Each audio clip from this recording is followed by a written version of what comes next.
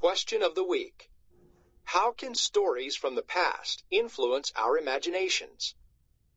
Genre. Classic historical fiction is fiction that is written about a time in the past. As you read, look for clues that indicate this story takes place in another time period. Don Quixote and the Windmills. Retold and adapted by Eric A. Kimmel. Illustrations by Leonard Everett Fisher.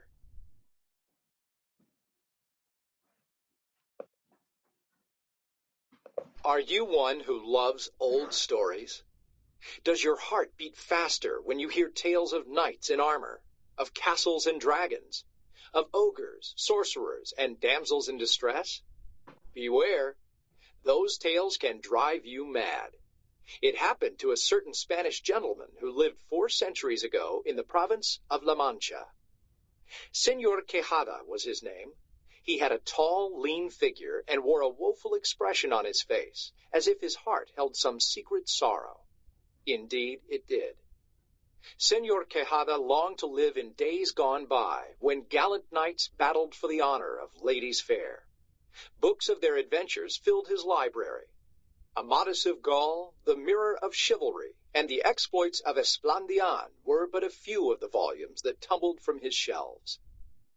Let's think about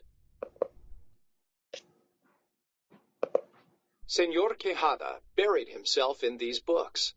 He read all day and far into the night until his mind snapped.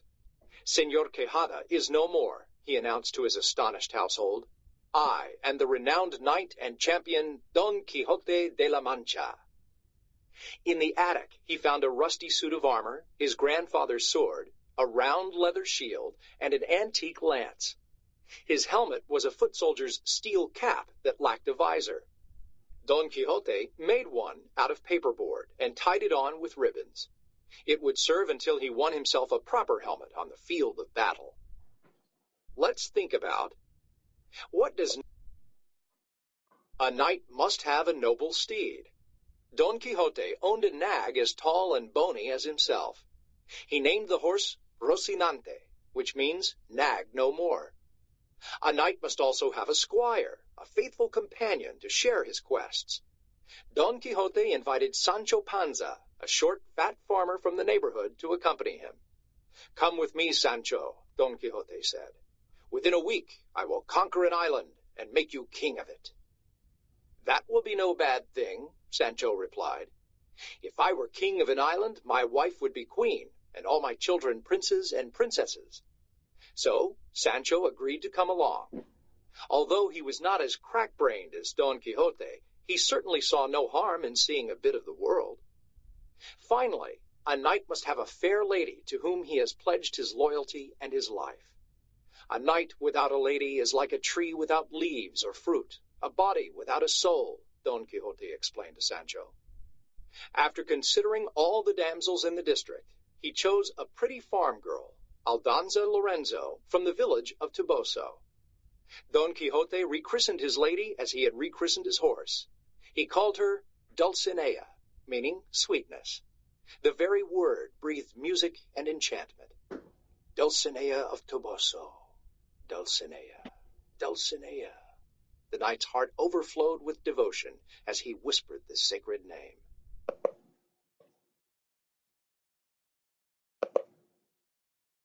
One moonless night, while everyone in town lay asleep, Don Quixote and Sancho set forth. By dawn, they were miles away. Don Quixote rode ahead, scanning the plain for ogres and sorcerers. Sancho followed on his little donkey, munching his breakfast of bread and cheese. Don Quixote halted. Fortune has favored our quest, good Sancho. Can you see what lies yonder? There stand the monstrous giants who have plagued this countryside long enough. I intend to strike them down and claim their wealth as our just reward. Sancho squinted into the distance. Giants, master? What are you talking about? I see no giants. There they are, straight ahead. Can't you see them? They have 4 arms, each one more than 6 miles long. Oh, master, you are mistaken. Those aren't giants. They're windmills. What you call arms are really sails to catch the wind. The wind turns the sails and makes the millstones go round and round. It is plain you know nothing at all, Don Quixote replied. I say those are giants, whether or not you recognize them as such. I intend to slay them. If you are frightened, you may hide yourself away and say your prayers while I challenge them to mortal combat. Having said this, Don Quixote lowered his visor and put his spurs to Rocinante.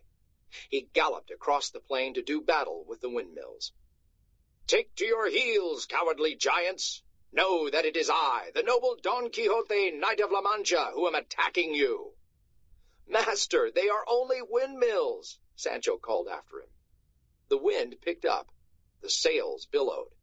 The great arms of the windmills began to turn. Don Quixote laughed with scorn. Do you think to frighten me? Though you have more arms than the giant Briareus, I will still make an end of you. He lifted his eyes toward heaven. Beautiful damsel, Dulcinea of Toboso, in your honor do I claim the victory. If I am to die, let it be with your sweet name upon my lips. Shouting defiance, he charged at the nearest windmill. His lance pierced the canvas sail and became tangled in the ropes. Attempting to pull free, Don Quixote became caught as well.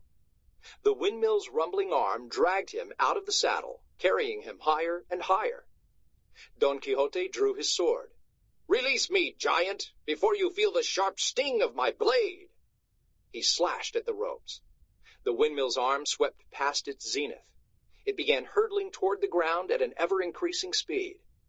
Sancho trotted up on his donkey. Master, I will save you. He grasped Don Quixote's ankle when the knight swept by. The faithful squire found himself pulled off his donkey and carried aloft with his master. Let's think about. Do not fear, good Sancho. I feel the giant weakening. I will soon make an end of this villain. Don Quixote hacked at the ropes with renewed vigor. Sancho saw the cords begin to fray. Master, spare the poor giant a few moments of life, at least until he brings us closer to the ground. Giant, in the name of my lady Dulcinea of Toboso, I command you to yield or die. Don Quixote made one last thrust. The ropes parted.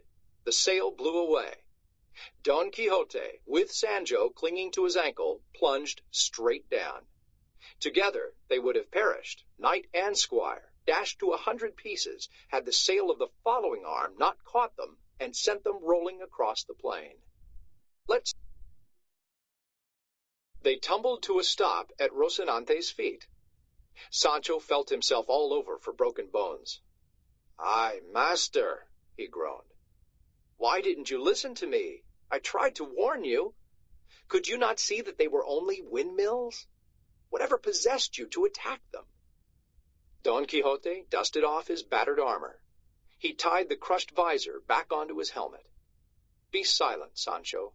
Your words reveal your ignorance. You know nothing about these matters. It is true that the giants now have the appearance of windmills.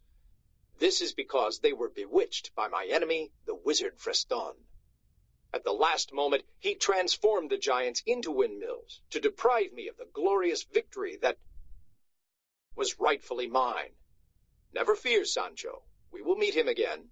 All the power of his magic arts will not save him when he feels the edge of my mighty sword. I hope so, said Sancho as he pushed Don Quixote back onto Rocinante. Another tumble like this, and we will all go home in pieces. Don Quixote took the reins in hand. Never fear, faithful Sancho. The road to victory is often paved with misfortune. A true knight never complains. Follow me, and I promise we will dip our arms up to the elbow in what common people call adventures. Our names and the stories of our matchless deeds will resound through the ages. Aye, master, when I hear you say those words, I can almost believe they are true. Perhaps I really will have my island someday. Of course you will, Sancho. Why would you ever doubt it? Sancho mounted his donkey and went trotting after Rocinante, vowing to follow Don Quixote wherever fortune's winds might carry him.